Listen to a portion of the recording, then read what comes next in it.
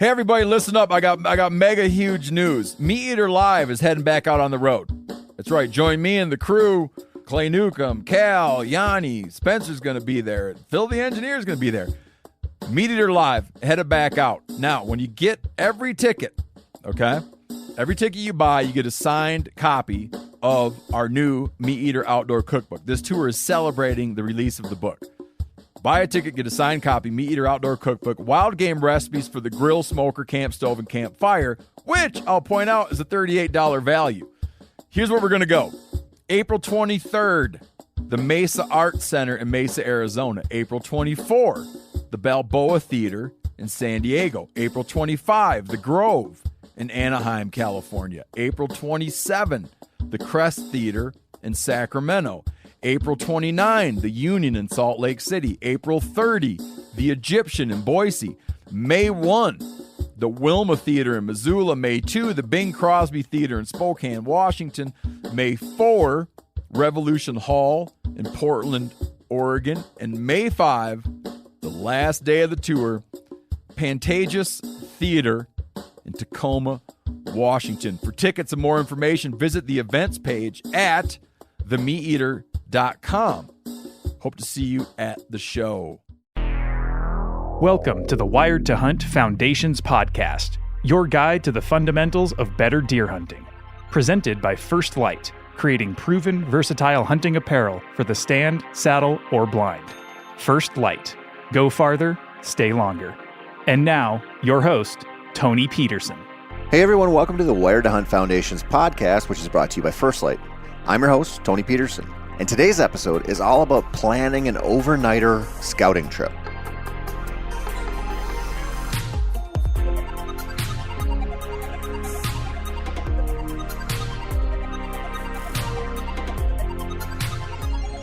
March is the suckiest month of the year. Sure, down south in some places, people are already hunting turkeys and catching fish. But most of us are just in a holding pattern waiting on April to get here so we can have some fun. You know, this is the month of whitetail work, I feel anyway. Cut down those trees, trim those shooting lanes, pull some stands, do what needs to be done. And if you plan to hunt somewhere other than your backyard or close to home, it's also a good time to consider a scouting trip. This is arguably the best way to spend your time right now, but it takes some planning and consideration, which is what I intend to talk about right now.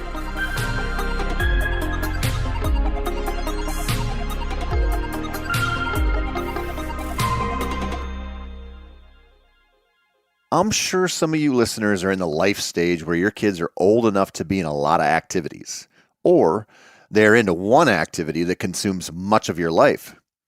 I don't know where we went wrong with this, but somehow a lot of society decided that 10-year-olds in hockey are the most important thing in the world and that it must be a year-round commitment that definitely doesn't mean that junior's going to make it to the NHL. My daughters aren't fully committed to any one activity, but boy, oh boy, are they in a lot of stuff.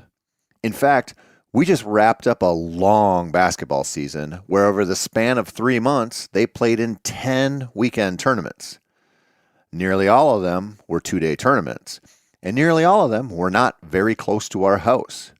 It was a grind, and I don't know why I was surprised by this, but it was only their first basketball league of the year. The day after that one ended, they started another 4-week league that my wife didn't even tell me about. Probably because I would have said that is absolutely freaking crazy.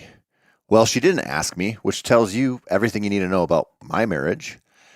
In addition to an extra basketball league that ends right before turkey season starts, the girls are in student senate and choir, and this thing called Destination Imagination, which is a STEM program that encourages imagination and engineering and teamwork, and is actually pretty cool. And my daughters love it. But there's one part that one of my daughters hates, and that's performing. Their team of 7 kids has to write a skit, build a bunch of props, and eventually perform it for judges and an audience. The audience is almost entirely composed of parents and grandparents, because let's be honest, it's not like they put on a high demand show. It's not like when Taylor Swift plays within 1,000 miles of Michigan, and Mark and Spencer dip into their retirement accounts to buy VIP meet and greet tickets. This is a little more low-key than that. But that doesn't matter to one of my daughters. You'd think she was about to live Mark's dream and get called up on stage to sing right next to Taylor in front of, 100,000 screaming fans, instead of 17 people, 8 of which she's directly related to. Sometimes our brains can't rationalize that, and we freak out anyway. Performance anxiety, or that bastard fight or flight response that kicks in when we are in front of a group of people, isn't much fun. It's the result of glossophobia, which comes from some Greek words mashed together to describe the fear of public speaking. There are some theories as to where this comes from, but a common one is that it wasn't that long ago in our history where if we were addressing a crowd of people, we were pleading for our lives. Now, generations of people who might have to make the case to not get publicly executed while standing in front of a crowd would probably lead to a rough response to that situation even today, I suppose. As someone who spent quite a few years speaking at various sport shows and deer classics, I can say that there is only one way I found to alleviate the hyper-anxiety of public speaking: familiarity with your material. The more I rehearsed my presentations at home before any event, the easier it was to fall right into the groove when my seminar started. But that wasn't enough. Sometimes the promoter would ask me to address a specific topic. So instead of me choosing what I wanted to cover, there was always some kind of ask about the material that maybe wasn't as natural to me. Now, I could cobble together a deer calling seminar and make it work, but it wasn't ever as easy as a seminar on DIY public land whitetail hunting, if that makes sense. I tried to explain this to my daughter when she was losing her shit the night before their regional competition. I said, if you can't sleep, just rehearse your lines. The more you know them, the more comfortable you'll be. Now, rationalizing that to a 12-year-old nutcase who is chock full of her father's genes isn't easy, but it was the right move. She freaked out over nothing because she had her stuff down. It's honestly that simple. It's also one of the primary reasons to take a road trip for deer scouting. Now, I realize a lot of people only hunt one place, and they don't need to do an overnighter to scout it. You also know how I feel about hunting only one place, and how I feel about the future of traveling to hunt. I'm telling you right now, if you ever wanted to cross state lines to hunt anything, you better get on it now. These opportunities are going away, and that's only going to accelerate for a while. But before you do, consider how to make a scouting trip productive, because this is your dress rehearsal, at least to some extent. It's your chance to not only find good locations to set stands, but also to familiarize yourself with the process and the logistics of the travel. This is something a lot of people totally ignore when they decide to spread their wings and try to hunt somewhere that isn't their home go-to property. So let's take the travel part first. When I was a young lad growing up in southeastern Minnesota, I had spots to hunt that were maybe, 5 to 30 minutes away from home. Scouting and hunting could be done in a few-hour time frame. Forgetting something at home, like a saw or whatever, not a big deal. You just go back and you get it. Or if I needed some food between morning and evening sits, it was simple. Go to town and eat, get back out there. Of course, back then gas was like 89 cents a gallon, but still. If you live that close to home hunting lifestyle, you might not realize that some of the best hunting locations don't have a lot of amenities nearby. Especially when it comes to western whitetails, you might realize that your chosen honey hole is 50 minutes away from anything that will sell you, gas or groceries or a place to sleep. What you don't want to do is buy a non-resident tag somewhere, focus solely on e-scouting, potential deer ground, and then show up to realize that you're a long ways from some of the things you'll need to keep the hunt going. Figuring this out on a scouting trip, so much easier than figuring it out on a hunting trip. And the cool part about this as well is there's no pressure. While you'll want to get into the woods and start putting on the miles so you can find some bedding areas and staging areas and food sources and, sweet pinch points, it's such a different thing than traveling to actually hunt. When you do that, the clock is always ticking and the pressure is vastly different. Scouting is a lazier, figure it all out kind of affair, which is a really good thing. Maybe instead of crashing at a Roach Motel, you want to camp. Great. You can figure out some of your gear and the logistics ahead of time. You can also figure out if your chosen campground requires a reservation, how expensive it is, what amenities they offer, and whether it's a good move to stay there when you're actually hunting.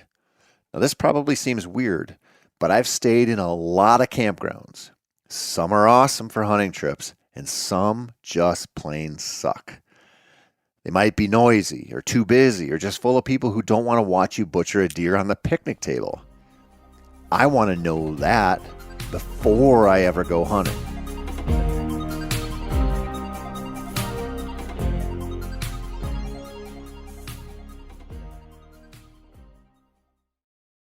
Hey everybody, listen up. I got mega huge news. Meat Eater Live is heading back out on the road. That's right. Join me and the crew. Clay Newcomb, Cal, Yanni, Spencer's going to be there. Phil the engineer's going to be there. Meat Eater Live headed back out. Now, when you get every ticket, okay? Every ticket you buy, you get a signed copy of our new Meat Eater Outdoor Cookbook. This tour is celebrating the release of the book. Buy a ticket, get a signed copy, Meat Eater Outdoor Cookbook, wild game recipes for the grill, smoker, camp stove, and campfire, which I'll point out is a $38 value. Here's where we're going to go. April 23rd, the Mesa Arts Center in Mesa, Arizona. April 24, the Balboa Theater in San Diego. April 25, the Grove in Anaheim, California. April 27, the Crest Theater in Sacramento. April 29, the Union in Salt Lake City. April 30, the Egyptian in Boise. May 1, the Wilma Theater in Missoula. May 2, the Bing Crosby Theater in Spokane, Washington. May 4, Revolution Hall in Portland, Oregon. And May 5, the last day of the tour, Pantages Theater in Tacoma, Washington. For tickets and more information, visit the events page at themeateater.com. Hope to see you at the show. So many of the things that make a traveling hunt not much fun happen when we confront the disconnect between what we expected and what we actually got.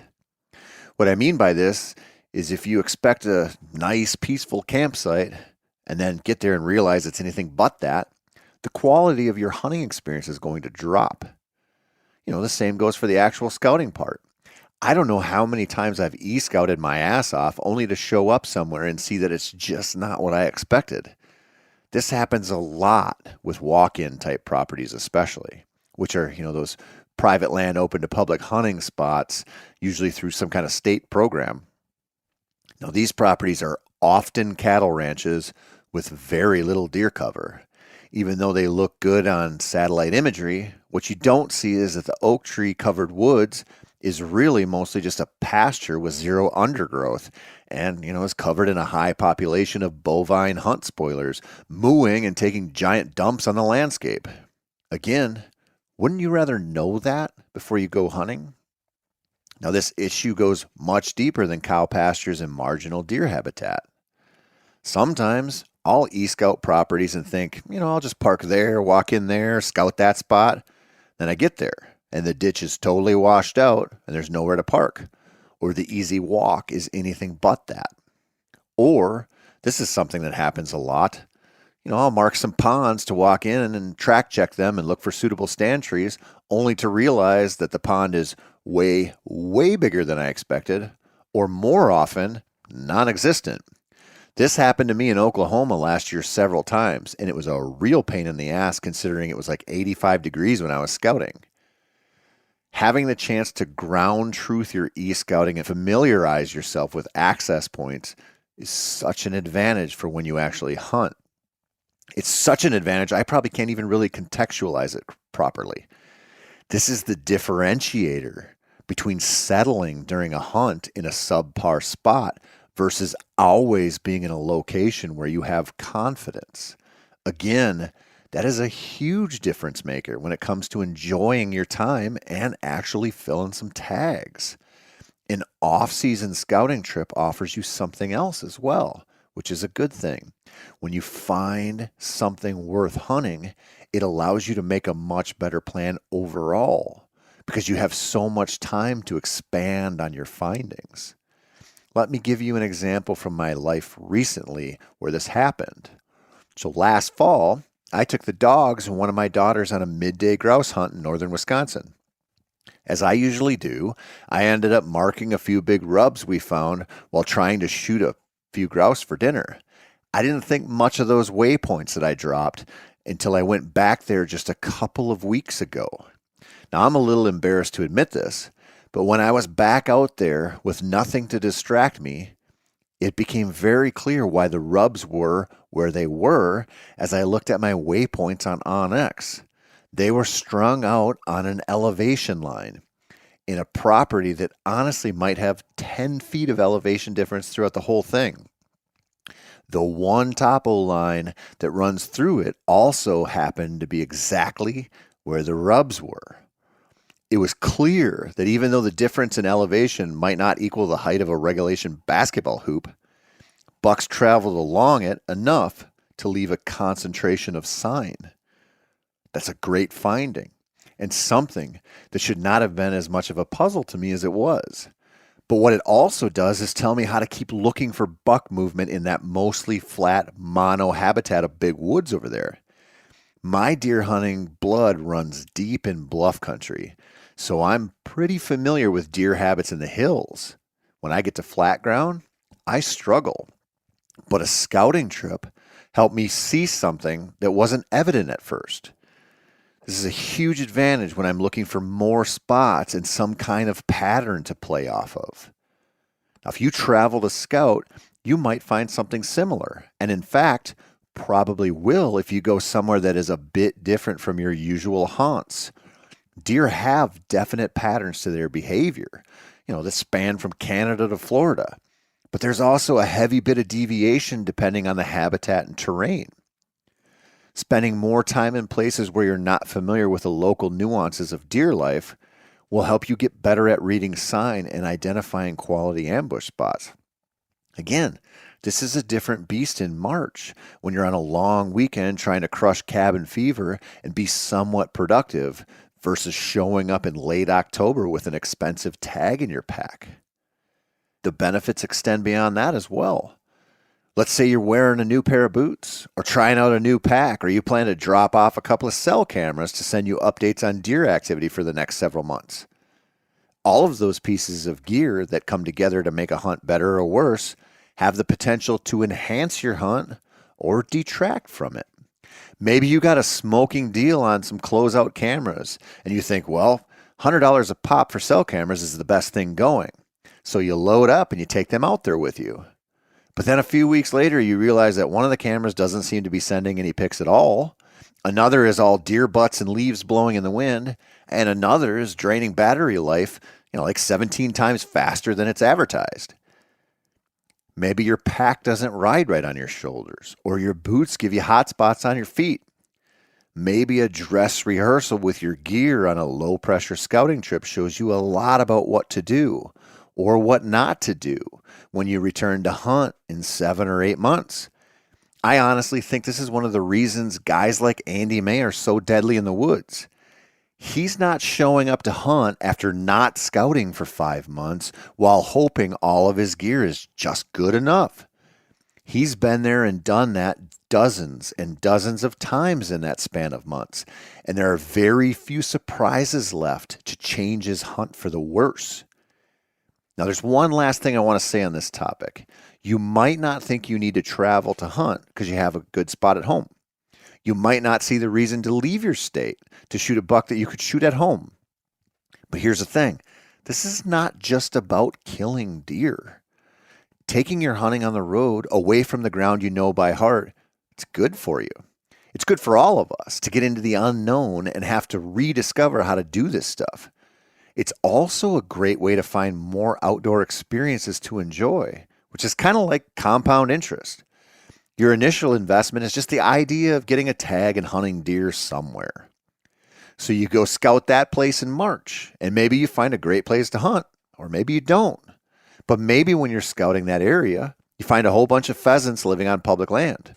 Or maybe you run into an area that just seems chock full of turkeys.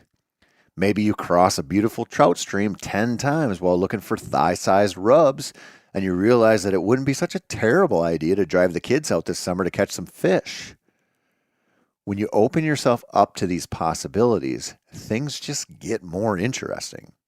I don't know how many times I've found a reason to go somewhere for some fun in the outdoors that started out as a deer scouting trip, but then morphed into something else. And the reverse is also true. I've had some of my best deer hunts because I traveled to hunt upland birds somewhere, or because I fished a stretch of a smallmouth river that I'd never been to before. Whitetail hunters are heavily fixated on the goal of killing a big deer, but there are many paths to take you on your way there.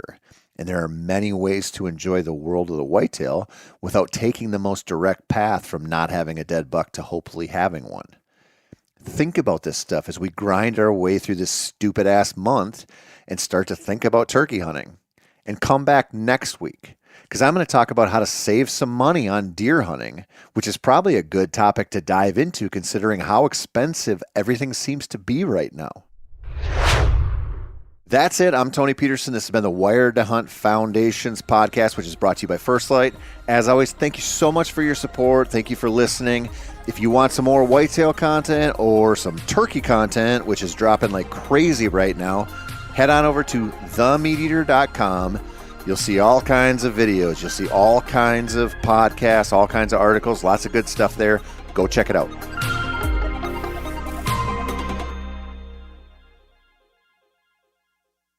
Hey everybody, listen up. I got mega huge news. Meat Eater Live is heading back out on the road. That's right. Join me and the crew. Clay Newcomb, Cal, Yanni, Spencer's going to be there. Phil the engineer's going to be there. Meat Eater Live headed back out. Now, when you get every ticket, okay, every ticket you buy, you get a signed copy of our new Meat Eater Outdoor Cookbook. This tour is celebrating the release of the book. Buy a ticket, get a signed copy, Meat Eater Outdoor Cookbook, wild game recipes for the grill, smoker, camp stove, and campfire, which I'll point out is a $38 value. Here's where we're going to go. April 23rd, the Mesa Arts Center in Mesa, Arizona. April 24, the Balboa Theater in San Diego. April 25, the Grove in Anaheim, California. April 27, the Crest Theater in Sacramento. April 29, the Union in Salt Lake City. April 30, the Egyptian in Boise. May 1, the Wilma Theater in Missoula. May 2, the Bing Crosby Theater in Spokane, Washington. May 4, Revolution Hall in Portland, Oregon. And May 5, the last day of the tour, Pantages Theater in Tacoma, Washington. For tickets and more information, visit the events page at themeateater.com. Hope to see you at the show.